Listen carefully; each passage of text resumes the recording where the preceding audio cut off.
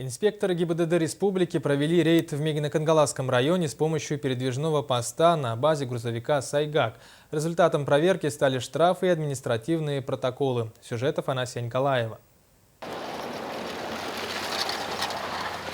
Инспекторы управления ГИБДД Якутии протянули руку помощи коллегам из Мегино-Кангаласского района.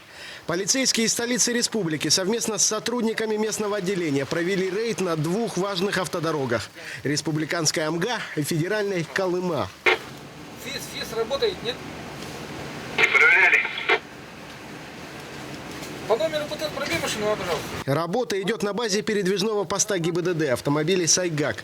Он оборудован всей необходимой аппаратурой для автономных действий в отрыве от базы. Автомашина оборудована всеми устройствами. У нас имеется ноутбук. Пробиваем по административной практике людей, по штрафам. Алкотестер имеется, тоник у нас на тонировку.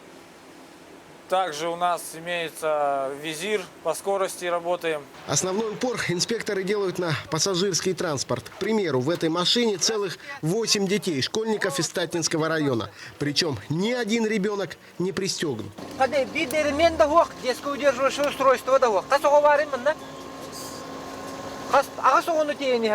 А здесь таксист мало что установил 12 сидений в УАЗ, так еще и попытался скрыть факт коммерческой пассажироперевозки. Категория Б.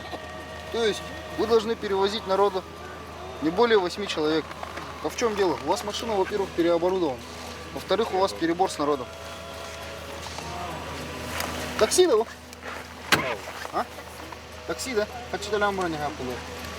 Свидетельство на такси, пожалуйста, мне, лицензию. Он на путевой лист с прохождением медицинского свидетельства. Нету, да, и Такая выездная работа необходима. Это не только позволяет устроить встряску водителям в отдаленных районах, но и дает поддержку и так перегруженным коллегам. Через территорию Мегино-Кангаласского района проходит две федеральные автодороги, 3 региональные автодороги. Это очень большая нагрузка для инспекторов ДПС. Более того, еще тут местная техника, более 19 тысяч, которые зарегистрированы в Мегино-Кангаласском районе, это все дает тоже свою лепту. В данный момент в республике есть 2 таких передвижных поста ГИБДД. В этом году, возможно, поступит 3-я вахтовка. Тогда автоинспекторы смогут одновременно прикрыть все 3 федеральные автодороги – Лена, Колыма и Вилюй.